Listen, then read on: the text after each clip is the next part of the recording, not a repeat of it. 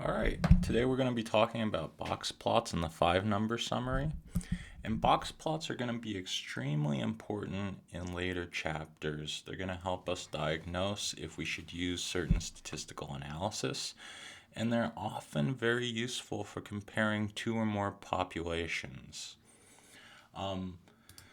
We're going to be talking about using box plots to compare shapes. We did this with histograms as well.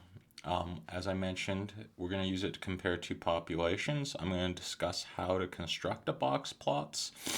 And to construct a box plot, you're going to need to know how to calculate what's called quartiles. They're a form of percentiles, the interquartile range, and equivalent to this visual display, which is a box plot, is often the five-number summary. Okay, so box plots are visual, five-number summaries are numerical. Okay, and they try and convey very similar pieces of information. Okay. So if you recall, we've talked about starting salaries at a bank, comparing female and male starting salaries, and we've looked at this box plot. This will be our first time looking at the box plot, but we've looked at this data in different ways before and examined this case study. As you can see, this box plot is representing the starting salaries of females, and here's a similar one for males, and you can see that the ones for males is higher. So the big question that we want to ask is, do men make more than women? And if so, by how much? Is it statistically significant? Is going to be a major question that we're going to try and answer. And that question tries to determine if this difference is due to random chance or if the input, which would be the population of females compared to males, is what causes this difference. Okay. And as I said, causes is something that's very hard to actually prove, but we'll try and assess it later in later chapters with a likelihood. Okay.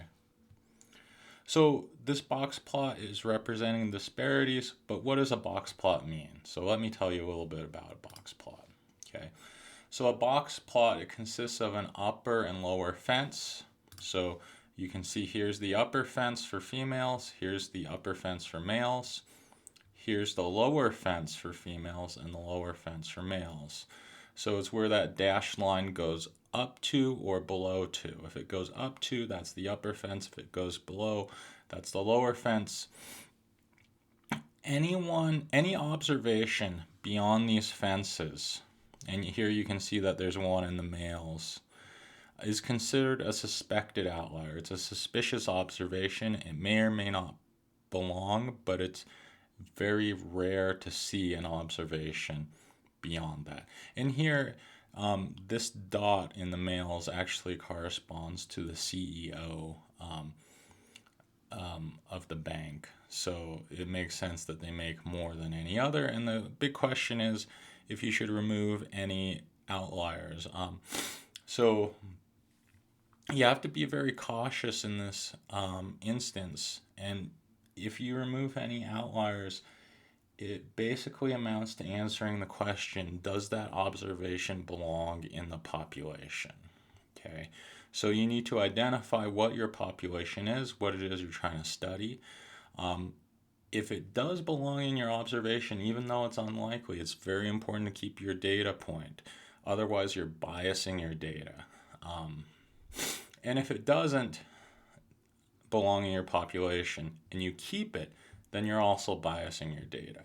So you need to pay careful attention to any outliers, suspected outliers. Oftentimes, in my experience, they do belong, but occasionally they do not. And sometimes they're an observation that was mistakenly written down. I have actually had that happen. Okay, so going back to it, there's also these things called quartiles, and the quartiles are things that we've discussed before. there's specific forms of percentiles. So the first quartile is the 25th percentile, and that means that 25% of the observations lie below this value. The median is again a percentile, and it divides half your data set. Half is below and half is above. And your third quartile is your 75th percentile, meaning that 75% of the data has this value or less. Okay? So let's go back to our box plot. So the median, that's that bar in the middle of the box. Okay? And because this median is not perfectly in the middle of the box, that indicates that the data is skewed. Okay? That you have a skewed distribution, and we'll talk more about that in a little bit. We see the same thing in the female data set. It lies closer to the third quartile, and this is the first quartile. Okay. Now, this third quartile, it lies above 6,000. You know, if I had to estimate what that is from the graph, maybe 62,000. Let's say that's the third quartile for males. That means 75% of starting salaries for males is below 62,000. Okay. And if I had to say, hey, this is the third quartile for females, you know, that lies kind of between 5,000 and 6,000. Let's just eyeball it and call it like 55. You could say it's 55. It looks like it's a little bit low, so maybe it's 54. $5,400, and that means 75% of women make less than $5,400, just by an estimate on this graph. And that's very telling that there's such a difference for the third quartile between men and women. Okay. So, how do we construct these things? One of the things that you're going to need to do is construct what's called the interquartile range if you want to build a box plot. And the interquartile range is represented by the box. It's the length of the box from the first quartile to the third quartile. And all interquartile range is it's your third quartile minus your first quartile. And 50% of your data has to live between those two boxes. Okay. The lower fence, this is constructed as your first quartile.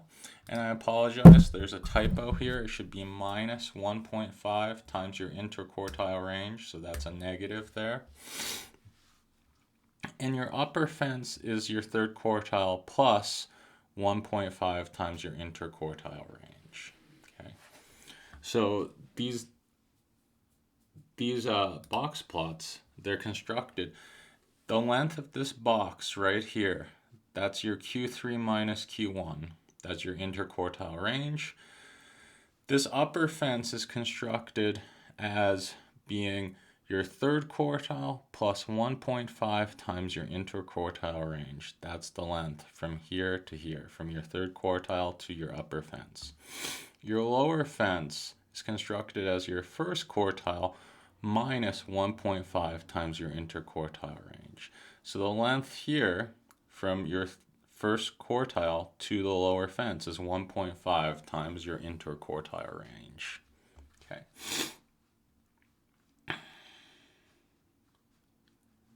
Okay. So an equivalent formulation to a box plot is a 5-number summary. And yes, it's similar, but it's not the same. So it doesn't have the fences. Instead, it lists its minimum and it lists the maximum of your data set. But the main 3 pieces of a 5-number summary are the same as a box plot. That is your first quartile, your median, and your third quartile. So to summarize, a 5-number summary consists of the minimum, your first quartile, your median, your third quartile, and your maximum. And now I provide that for the data set, and I calculated these numbers on a computer program and reported them here. Okay.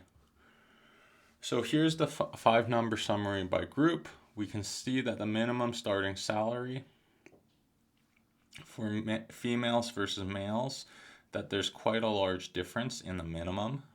So 3,900 for females, 4,620 for males. That minimum is right around the first quartile for women. That's saying a lot.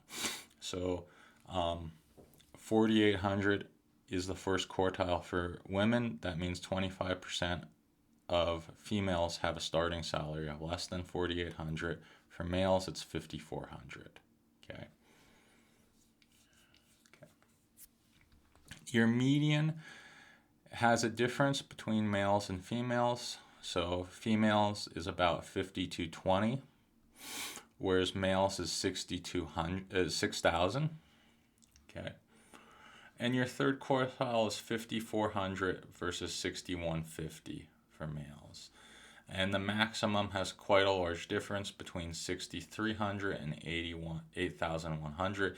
And the reason why there's such a large difference here is because there is an outlier, that is the CEO of the bank has the salary of 8,100.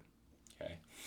So this is the 5-number summary. It conveys a lot of information. It's the equivalent of the box plot, or the analog to it. Okay. So if I wanted to calculate a few things, the interquartile range for females is $600, and that means that 50% of females earn between the first quartile of 4,800 and 5,400. Okay. For males, the interquartile range is 675. It's very similar, but so that's the range. But 50% of them earn between 6,150 and 4,800. Okay. And I suppose to keep this consistent, I could list the smaller number first. So between 4,800 and 6,150. Okay.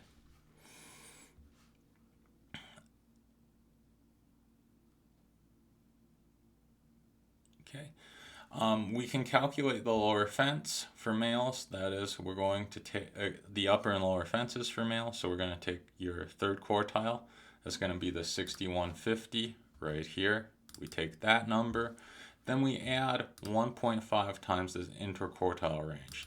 So 1.5 times this interquartile range, that's 675, and we get that number. Okay.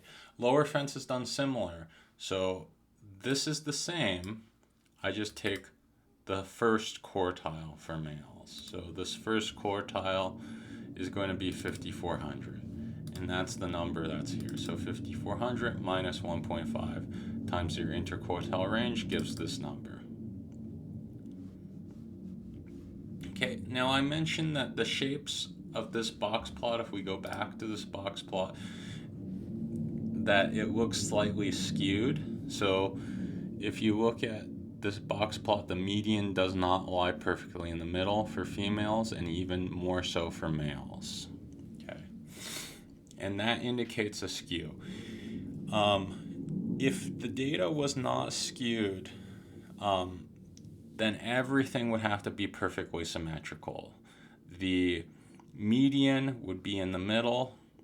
The length for the upper fence and the lower fence would have to be relatively the same. And keep in mind in statistics, nothing is exact, but I would say the word's approximately symmetrical. Okay. And that's the question you have to ask, because there's always going to be random variation. So nothing's going to be perfectly equal or exactly on the dot symmetrical. Okay. But the question is it approximate? Does it seem reasonable? And here you can see there is some skew. Okay. So the skew, what it represents is this. It represents a data set. And this first graph kind of is hard to make out, but I have two more that display the same piece of information. Here's a skewed distribution in which the median is above the mean. This has a negative skew, and its histogram would look like this. Here's a perfectly symmetrical distribution. Maybe it would help if I did that. No. Okay. So here's a perfectly symmetrical one. It's a normal distribution. So if we have a normal distribution, it needs to be relatively symmetrical. And so one thing that the box plot is indicating to us is that the male data set seems to be not perfectly symmetrical and possibly not normally distributed, okay, because it's so skewed. The female one is harder to tell. And here's another form of skew. So instead of having the peak occur to the right, it occurs to the left. It's called a positive skew. You will see that a lot. In which here's the mode, that's the most common observation. Here's the median, it occurs before the mean, and the mean is the average value. And the median, that divides 50% of your data. Okay, so let's look at this again. Here's what's called left skewed, okay, and here's your corresponding box plot.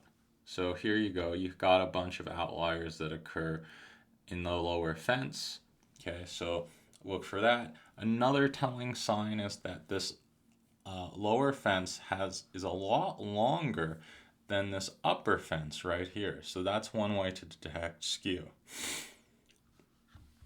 Symmetric, everything looks to be about even. If I was to fold this in the middle where the median occurred, I would get relatively the same box plot or histogram to the right or to the left. So that's symmetric. Okay, and it can have outliers, so that outliers doesn't make it not normal or make it skewed. Then here's right skewed, so it's the opposite. This lower fence is much smaller than the upper fence, and it has many outliers above it, but none to the left. Okay. So here's another view of the same thing, but just looking at the box plots in terms of skew and shape. Okay, so here's one way in which you could see skew, not just with the fences, but with the placement of the median. The median is closer to the third quartile. Okay, here the median is perfectly in the center. There's no skew. It's likely a bell curve. Okay, but a histogram would really help as well. And here your median is closer to this first quartile here. Okay, and this is a right skew. So if the median is misplaced or your fences are not symmetrical, that's one way to tell if you have a skew in your data set. Okay, and that's going to be important to know when you perform your data analysis. Okay, so the median can indicate if a distribution is skewed or symmetric. When the median is equal to the mean, and I don't want to say equal, but I would use the words approximately equal here, because in statistics, things are random. Nothing's going to be exactly equal. But if it seems reasonable the two are equal, the data is symmetric. Otherwise, it's skewed. Okay. And, just reiterating what I was saying, the two values are approximately equal. So you don't need it to be exact equal on the dot. Whether you prefer using box plots or histograms is a matter of preference.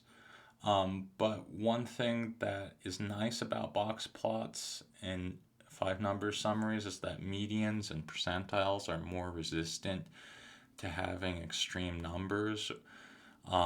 So if you add a very large number to your data set, it's not going to affect your median or your quartiles as much as it would for like an average or a mean. And keep in mind, mean and median are not the same thing. Median divides 50% of your data. It's the point that divides it. And average is just take all your data points and divide by the number of data points. It's your average value. Okay. So how would you do this if you had to by hand? Okay. So here's a data set. And the first thing that you're going to have to do when you're given your data, it occurs in a raw form, is that you need to order it. So here the data set is ordered. This is the data as you might observe it. and it's just raw data. Now, there's one thing to pay attention to, which is the number of points in your data. So here we have 11. So if you have an odd number of data points, which 11 is, you're going to add 1 to that to get 12, and then divide by 2. So that's 6. So the median is going to be in position 6. So I have 1, 2, 3, 4, 5, 6. The 6th position is 15. That is your median. 50% of your data lies below 15. And if I look at this, well, let's look at it. 1, 2, 3, 4, 5. 5 observations are below 15. And if I look at this, 5 observations are above it. It divided 50% of your data. Okay. So we found our median. Now, if we want to find our first quartile, what I'm going to do is we're going to take this data set, 5, 7, 8, 9, 11, and take the median of that. So a median is a process by which we divide our data set in half, and if I divide it in half again, I get 25%. That's my first quartile. So I take the median of the lower half of the data set. There's 1, 2, 3, 4, 5. That is again an odd number of data points, so I do n plus 1 over 2. And so n plus 1 will be 5 plus 1 is just 6, divided by 2 is 3, so I know it's in position 3. That's the number 8. That's my first quartile. Okay. Now, if I want to finish this problem off, I need to find the third quartile. So I take this upper part of this data set. This is the upper part right here, once I find the median, and I take the median of that.